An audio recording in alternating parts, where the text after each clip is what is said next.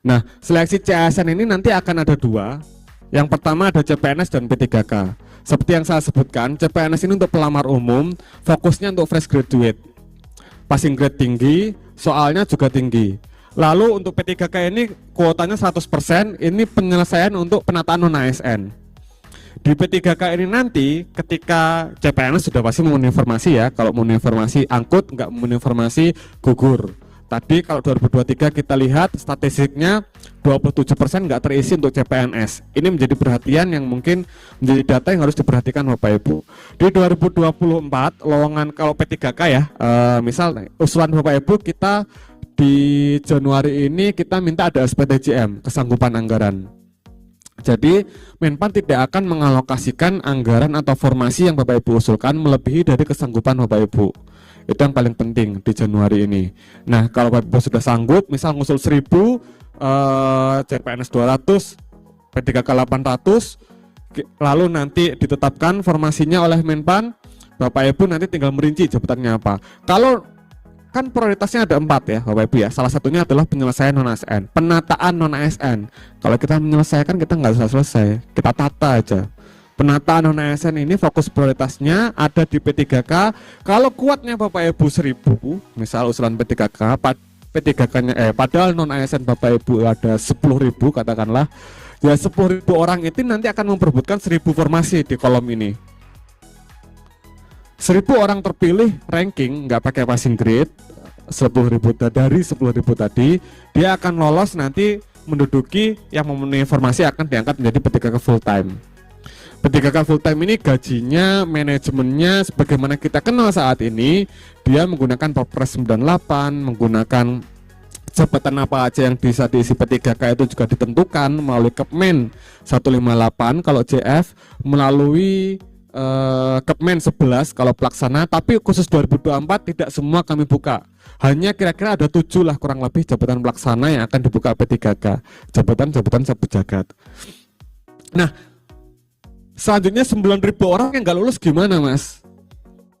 Apakah mereka habis harus kita pecat atau kita angkat semuanya karena nggak ada arahan?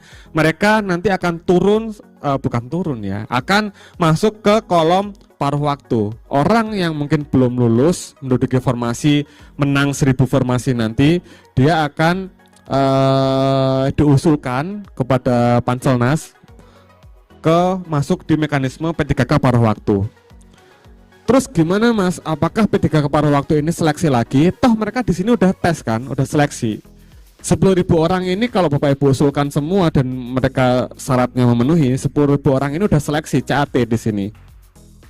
Tinggal milih formasi CPNS atau P3K.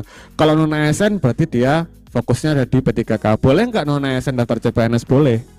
Tapi dia nggak akan ikut keistimewaan yang diberikan di P3K atau status non ASN dia. Dia akan diberlakukan sebagaimana pelamar umum di CPNS, termasuk passing grade dan lain-lain. Nah, ketika yang bersangkutan nanti lulus, menduduki formasi penuh waktu, yang nggak lulus dia akan diusulkan mekanisme paruh waktu.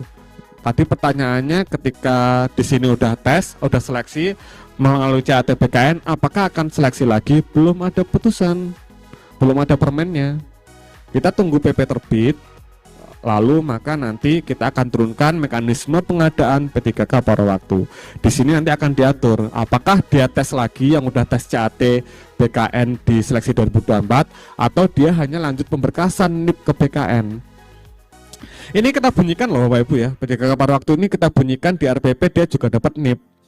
Nah, makanya di sana akan dibuatkan kebijakan atau mekanisme khusus seleksi khusus dengan Permenpan RB.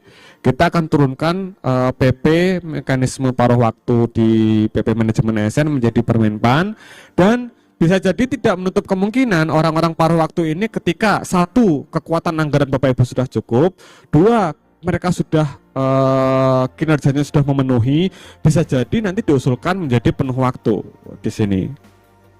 Jadi orang-orang 9.000 yang kalah formasi ini tidak semuanya langsung akan dipecat atau mungkin langsung akan diangkat oleh instansi pemerintah, tapi ada mekanisme berangsur-angsur.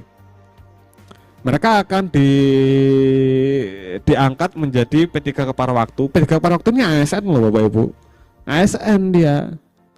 bukan orang dari luar yang disebut tiba-tiba paruh waktu atau part timer atau freelance, enggak. Dia ASN, cuma mekanismenya beda dengan mekanisme P3K yang selama ini kita kenal. Dapat NIP, paruh waktu dapat NIP. Sistem NIP-nya juga kayaknya BKN lagi mikir nih, mau dikasih NIP berapa lagi nih. Kode 1 udah dipakai PNS, kode 2 pakai P3K, ketiga apa ya? Nah, itu nanti BKN yang memutuskan untuk NIP-nya. Nah, satu lagi sebenarnya ada satu slide lagi yang ini cukup penting. Yang garis tadi nggak ada ya, Mas. Yang paparan kedua, Mbak.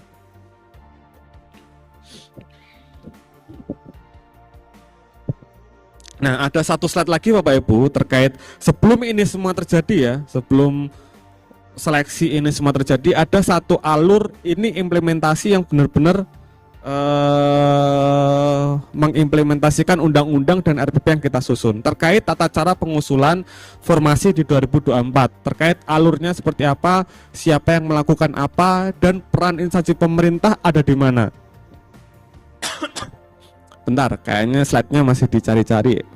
Jadi kita intinya gini Bapak Ibu, di 2024 nanti kita hanya ngusul jumlah. Kemarin sesuai surat kami yang mungkin disampaikan ke BKD itu maksimal 31 Januari itu ditetapkan jumlah formasi.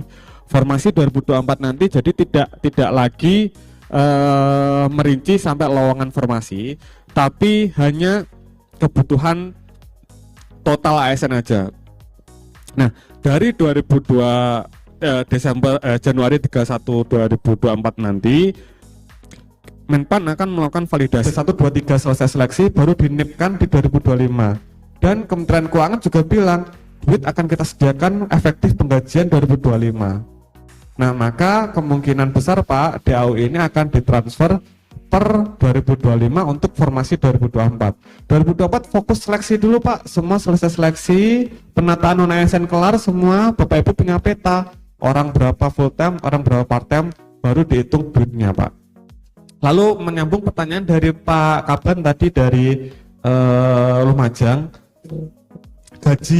gajinya gimana Mas? Ini part time, apakah kita gajinya separuh-separuh? Termasuk jabatannya apa? Driverku mulai separuh dino, gajinya separuh, engkau lah misalnya udah selesai separuh mulai, padahal harus nganter Pak Kaban atau mungkin Pak Bupati misal. Nah ini Pak, termasuk jabatan-jabatan yang dapat diisi P3K ini hilalnya belum kelihatan.